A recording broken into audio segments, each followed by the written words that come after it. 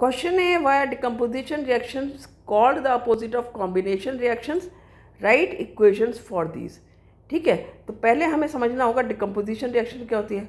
वो रिएक्शंस जिसमें एक सब्सटेंस ब्रेक होता है। ठीक है, सपोज मैंने कहा एक सब्सटेंस है ए बी, वो ब्रेक होगा ए प्लस बी में, टू या मोर सब्सटेंसेस में ब्रेकअप होता है। और कॉम्बिनेशन रिएक्शन क्या होता है कि टू और मोर सब्सटेंसेस ज्वाइन करते हैं, दो या ज़्यादा सब्सटेंस ज्वाइन करेंगे और एक सिंगल सब्सटेंस बनाएंगे।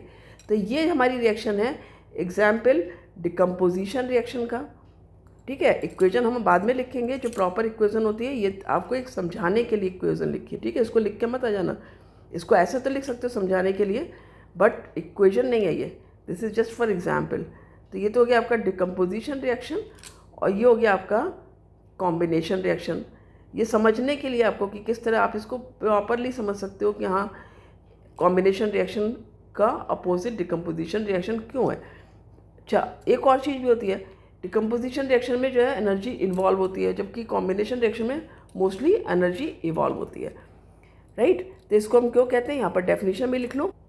तो आप कैसे डिफाइन करोगे कि डिकम्पोजिशन रिएक्शंस जो होती हैं वो कहलाती हैं opposite to the combination reactions, because in decomposition reactions single substance is split into two or more substances, whereas in combination reactions two or more substances react to form a single substance। यहाँ मैंने single दो बार लिख दिया, इसको एक ही बार लिखना है आपको। ठीक है, सिंगल सब्सटेंस। तो इस तरह से आप इसको यहाँ पर लिख दोगे, राइट। साथ ही आपसे पूछा है कि इसके आपको रिएक्शंस लिखने हैं, एग्जाम्पल में आपको रिएक्शंस भी लिखने हैं, right equations for these reactions. तो हम यहाँ पर इक्वेशन भी लिख देते हैं। डिकम्पोजिशन रिएक्शन का आप एग्जाम्पल लिख सकते हो यहाँ पर डिकम्पोजिशन रिएक्शन। ठीक है, इसका एग्जाम्पल क्या लिख सकते हो आप, FeSO4 जो आपकी बुक में दिया है मैं वही लिख रही हूँ यहाँ पर, गिव्स Fe2O3 प्लस SO2 और प्लस SO3। ये कब दे रहा है ये रिएक्शन, जब ये हीट किया जा रहा है, यानी कि एनर्जी का इन्वॉल्वमेंट है यहाँ पर। रिएक्शन को बैलेंस कर लेते हैं, क्योंकि यहाँ पर देखो Fe2 है तो यहाँ पर 2 लिख लो सिंपली। अब S भी 2 हो गया, ये तो यहाँ पर S2 है ऑलरेडी।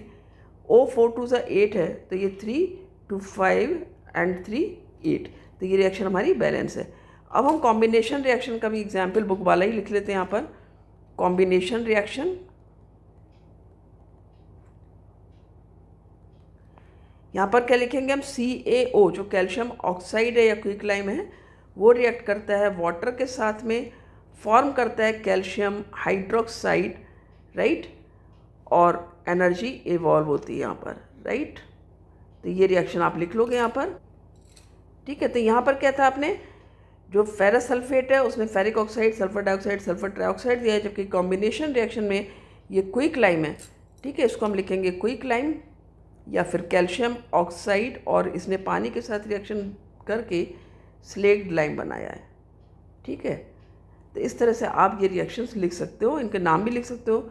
इसका नाम लिखोगे आप फेरिक ऑक्साइड, फेरिक ऑक्साइड, ये सल्फर डाइऑक्साइड है और ये सल्फर ट्राइऑक्साइड है। क्लियर हो, कॉपी कर लिया होगा आपने आंसर। मिलते हैं अगले वीडियो में, थैंक यू।